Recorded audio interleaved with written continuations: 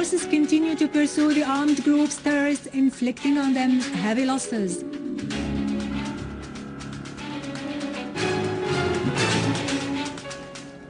The Egyptian people addressed the last alarm to Mursi to go back on his decisions, or else they would move to his palace.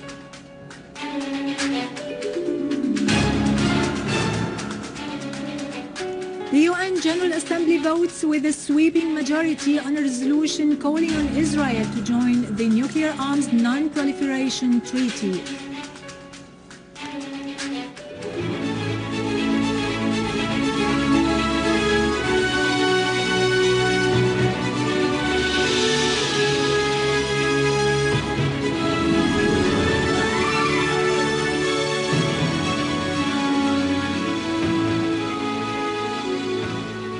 Good afternoon, this is Ziyarato Krikorian with the news in English. Our armed forces have continued to pursue mercenary terrorist groups. They captured today 25 Qaeda-linked terrorists who were trying to evacuate the bodies of their killed members in Al-Zahra neighborhood in Aleppo. In Aleppo suburbs, an army unit eliminated 5 Tunisian terrorists in As-Safira district. Another army unit also killed a number of Qaeda-linked terrorists under a N.A.N.P.T bridge and confiscated their weapons.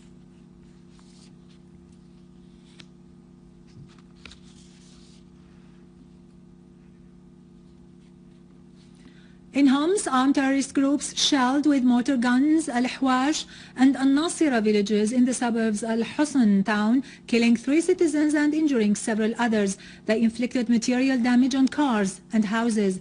The authorities also intercepted another terrorist group who tried to attack citizens and a law enforcement barricade at the entrance of Al-Husn town, killing and injuring several terrorists. 4 security men were killed in the operation. The authorities seized a quantity of ammunition hidden in a fuel tank of a vehicle in Shinshar area on Homs Damascus Road. In Al-Qusayr suburbs, an army unit clashed with a terrorist group and eliminated all its members in Al-Atifiyah farm. The authorities today eliminated al-Qaeda-linked group that was perpetrating acts of killing and stealing near Jowhar farm on Mhardes Qailbiya Road in Hama suburbs. Sana correspondent quoted a source in the governorate as saying that the killed terrorist was identified as Ibrahim Sulaiman al-Khalil, one of the most dangerous wanted criminals who had committed acts of killing and burglary. A telecommunication device in addition to weapons and hand grenades were found in his possession. 29 students and a teacher in Al-Tayha al-Ula school in Al-Wafidin camp in Damascus suburbs were killed when terrorists fired their mortar shells on the school.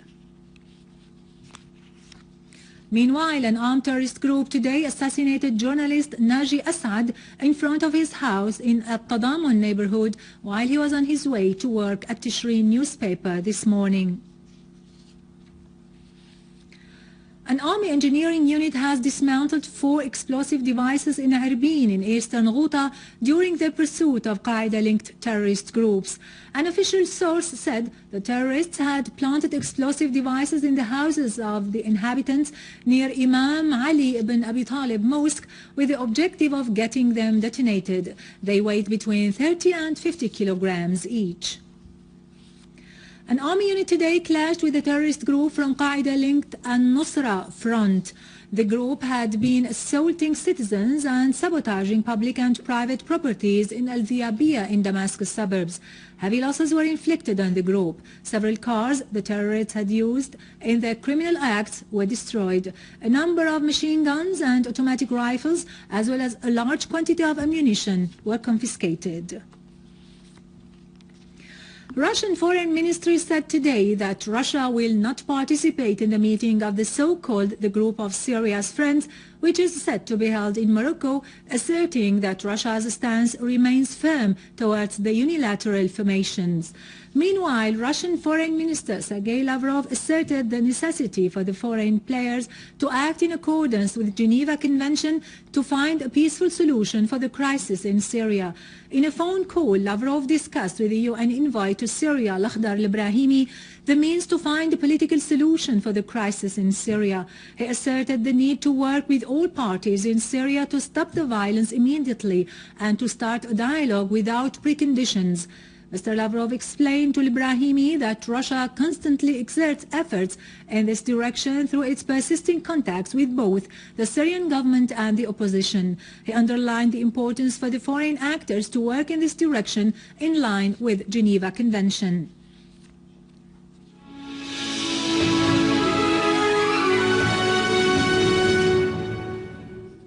The presidential al-Ittihadiyya palace in Egypt has witnessed an influx of Egyptians who started to arrive in the place to take part in a million-strong demonstration named the Last Alarm, called for by the various political and revolutionary forces in the country in rejection of the constitutional declaration and Mursi's call for a referendum on the constitution. Egyptian security forces were put in a state of alert. They set up barricades at all the outlets leading to al-Ittihadiyya presidential palace in Cairo. Policemen and security personnel were deployed along the road leading from At-Tahrir Square in the center of Cairo to the presidential palace in the north. Barbed wire surrounded the palace that is situated in Masr al-Gdida neighborhood. All roads around the gas station near the palace were blocked to prevent demonstrators from inflicting through them. It is the first time in 30 years that such a wall is set up or this session. The Lebanese National News Agency said that the sound of gunfire was heard today in Mahal Talal al-Umari near Syria Street in al-Tabane, which created a state of confusion as some shops were closed in the wheat market and the trade movement was paralyzed. In turn, Al-Manar channel said that clashes and an exchange of gunfire was taking place between Bab al-Tabane and Jabal Muhsen in Tripoli using light arms and Energa shells. Yesterday, a number of shells have landed on the volatile crossings between At-Tabani and Jabal Muhsen amid rumors that led to heat and tension in the city. In New York, the UN General Assembly voted with a majority of 174 votes in favor of a resolution that calls on Israel to join the Non-Proliferation Treaty and to open its nuclear facilities in front of the International Atomic Energy Agency. The resolution calls on Israel to join the Non-Proliferation Treaty without delay and to stop developing, producing or testing nuclear weapons or even trying to possess nuclear weapons in any other way. Only 6 countries, including Israel and the US, opposed the resolution, while 6 other countries abstained from voting. Iran has declared that the Navy force belonging to the Iranian Revolutionary Guard has downed an American drone plane on Iranian territories. The Iranian statement added that the plane was Eskan Eagle and was carrying out a reconnaissance sortie in the Persian Gulf. It was downed by the Iranian Guard's Navy Force defensive units and supervision system when it was flying in Iranian airspace. The commander of the Revolutionary Guard's Air Force, Admiral Ali Fadawi, said such planes usually take off from more vessels. He referred to the force's readiness to fulfill its tasks and maintain intelligence supervision of the movements of foreign troops in the Gulf region and the strategic Hormuz Strait. Iran had last year dropped an American drone espionage RK-170 plane after it had violated Iranian airspace.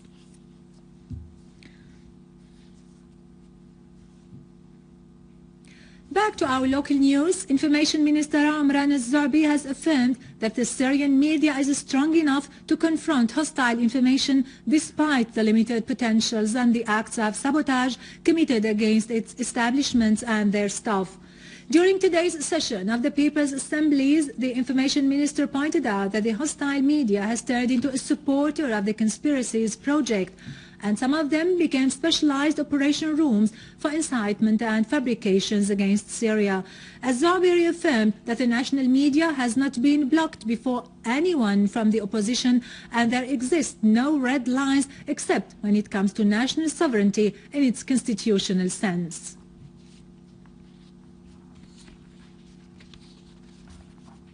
With this, we conclude our news for today. Thank you for watching. For more news about Syria and the region and to view this bulletin again, you can always visit our website in English, syriaonline.sy. And now over to latest business and market news with Vani Genjian after a short break.